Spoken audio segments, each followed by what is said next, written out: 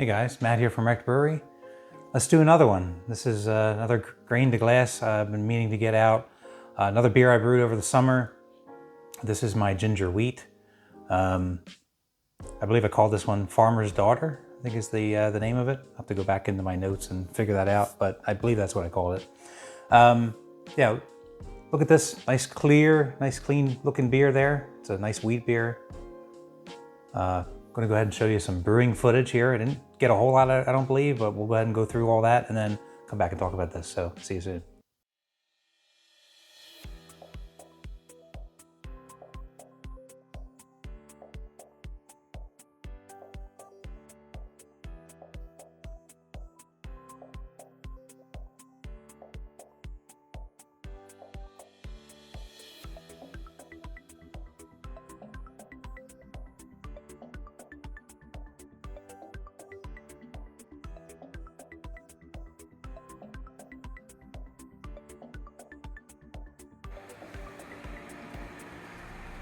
Nice, right on the money. It's a nice color too. Nice golden, light golden color for this wheat beer. Oh, if I haven't said yet, this is going to be a ginger wheat. All right, got a good boil going there now. So let's go ahead and add in our one and only hop drop. This is a ½ ounce of bitter gold. Boom. All right, we are now chilling. Apologies for the lack of video footage this time around. I've just been kind of chilling. July 4th weekend. We've had friends over brewing because I had the opportunity today. The wife went out with her friends for a little bit, so yeah, take advantage, get another brew in here. I got a bunch I want to get going this year. I have planned out. This is the yeast starter I did for the Omega OYL 030, the wit beer version. I've had it for a few months, so definitely wanted to do a starter. And the starter seemed like it was okay. It was taken off last night, so I'm sure that'll be fine. I'm going to use the other SS Brewtech. I typically rotate these, but since we're going to be using them both, since I just had a brew this week, we're going to go ahead and stack them right here in the ferment chamber. Two of them will fit in there together, top on the other, one on top of the other. And they will both need to be fermenting at 70 degrees. This one obviously has a head start, my peanut butter and jelly beer. So yeah, that'll be done first. Got both of the tilts running. The blue one's still obviously not correct because, well, we're sanitizing it, getting ready to put it into the new fermenter, but we'll get all this situated here shortly after the cooling is done and we transfer the beer into the fermenter.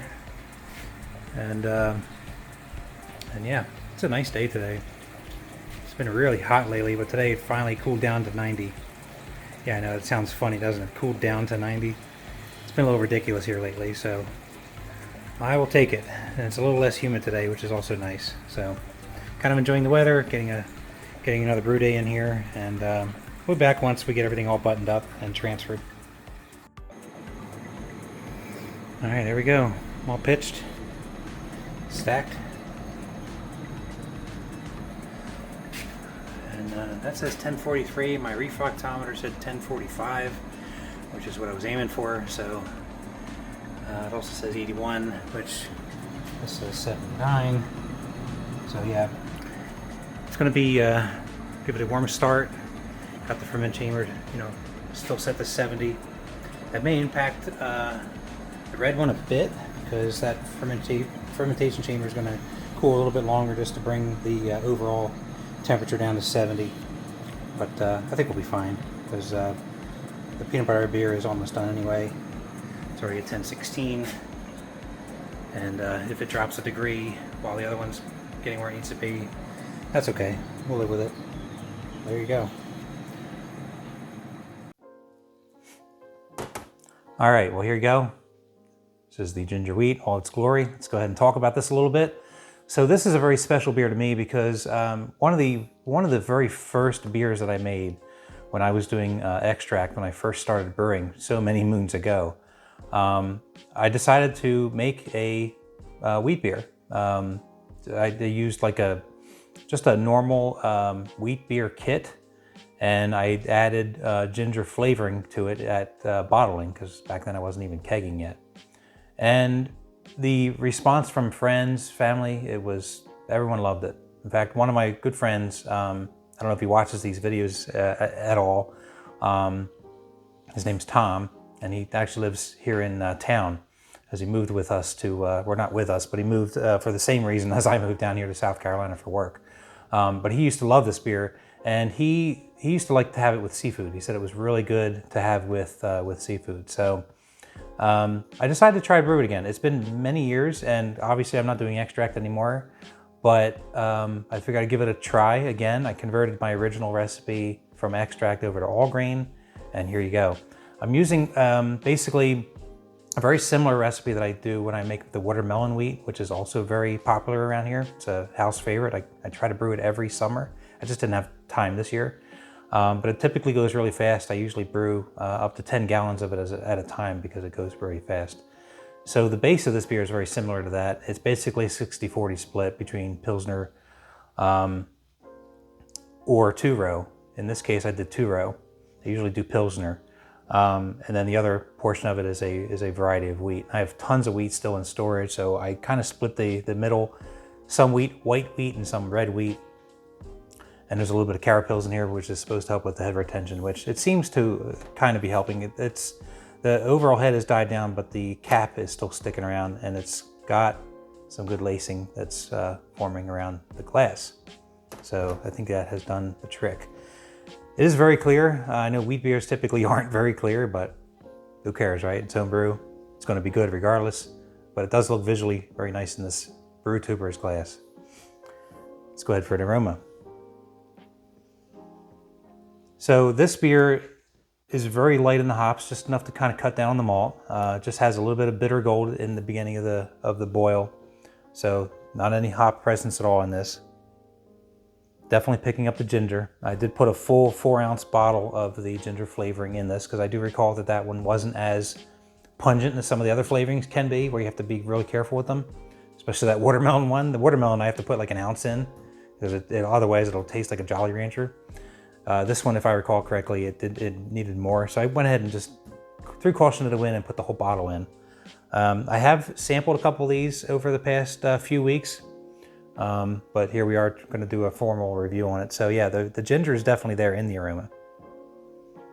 It's pleasant though. It's not too much. It kind of just smells like a little bit of ginger root that's there. Maybe that ginger crystallized candy type stuff is maybe what I'm smelling there. But it's nice. It's a nice presence. So let's go ahead and get a taste. Cheers.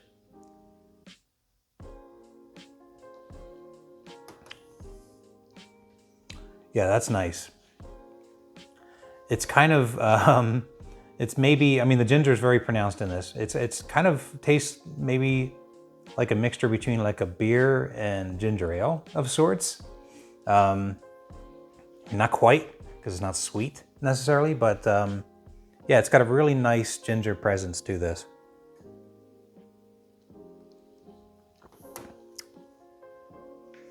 Yeah, I like that. This beer is very pleasant. It's it could be a crushable beer for sure in the summer. We're out of the summer now. Unfortunately, it's late October, but yeah, that turned out real good.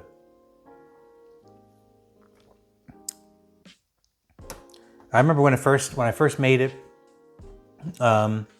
This is another one of those beers where it was pretty good fresh, and it hasn't changed a whole lot over time. I think maybe when I first made it, when I first put in the ginger flavoring, kegged it and let it sit for a couple weeks, right then it was very in-your-face ginger. And I think with those type of beers, when you're adding the flavoring, it definitely does a lot of good to let it sit and kind of mellow out over time. And that certainly has happened with this beer. It's hit a nice stride now. I think it's at a good level.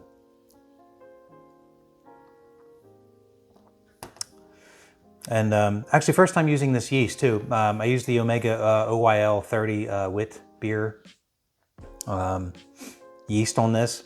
And I think the reason I used it, if I recall correctly, is I went into my local homebrew store and I was looking for a different yeast that I typically used for wheat beers. And I don't think they had it, so I figured I'd try it. I've had great success with Omega, so Yeah, this turned out good.